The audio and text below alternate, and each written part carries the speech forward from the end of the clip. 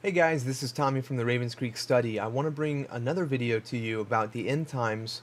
We're going through a series, End Times 101 or Eschatology 101. For those of you who have a minimal amount of understanding of what the end times speak of, we're looking here, if you followed along, we're looking here at Jacob's trouble, the last 3.5 years of the tribulation before Jesus returns.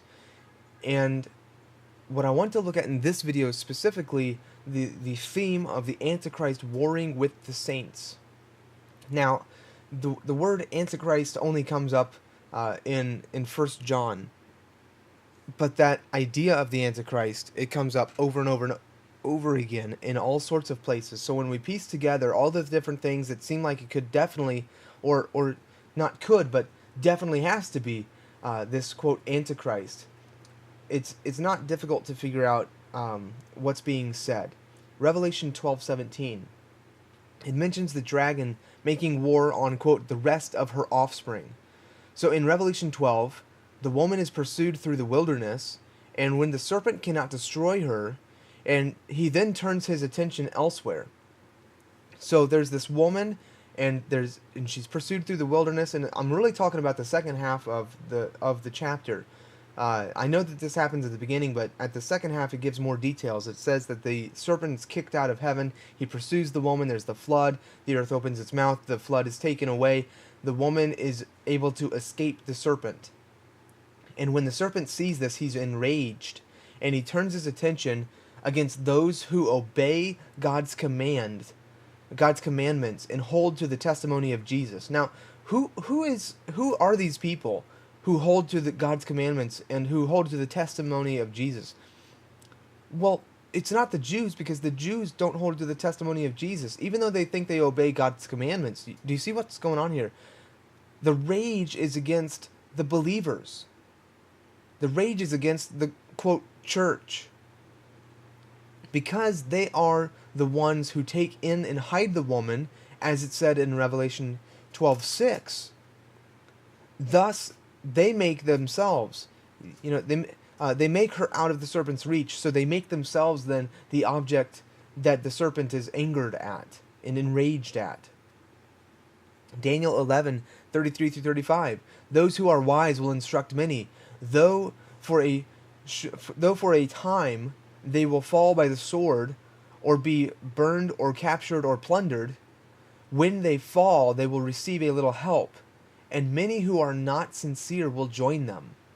Some of the wise will fall, so that they may be refined, purified, and made spotless until the time of the end, for it will still come at the appointed time. And the question is, who is being refined, purified, and made spotless?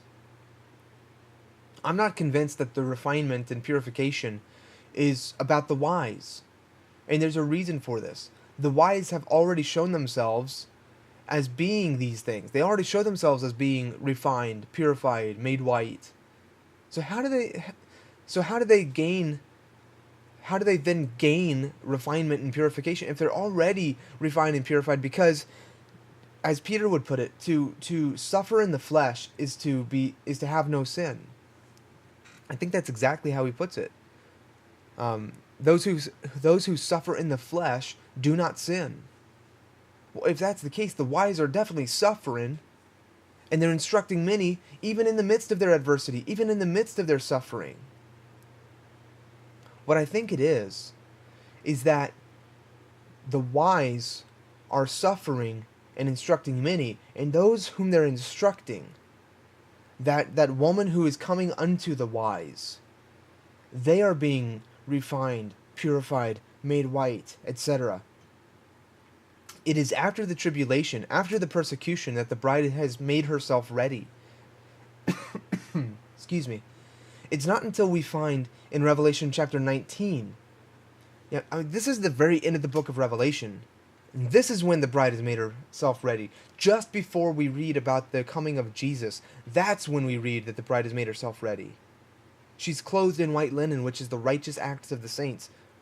How is it that the bride has not been ready before that? It has given the beast, the Antichrist, power to overcome the saints, according to Revelation 13:7. He is given the authority to war against them, Daniel 7:21. He also wears out the saints, Daniel 7:25. These are not joyous verses to contemplate, but there is glory here. To understand the outcome and the effect of this gives us a strength to endure it, even patiently. Look, the point that I'm raising here. Yeah, the Antichrist wars with the saints. Yeah, he wears them out. Yeah, he's persecuting. He's waging war against them. But the whole point is that the bride is made ready at the end of it. There's a people who are wise, who know their God. There's a people who know the times, like Issachar, and who are able to speak to the rest of the bride who is not yet at a time where they are ready. There are these overcomers in the midst who are able to speak words and live in a way where the words are not just simply words, but it's a lifestyle, it's truth in the inward parts. They're bearing witness with their words and with their lives.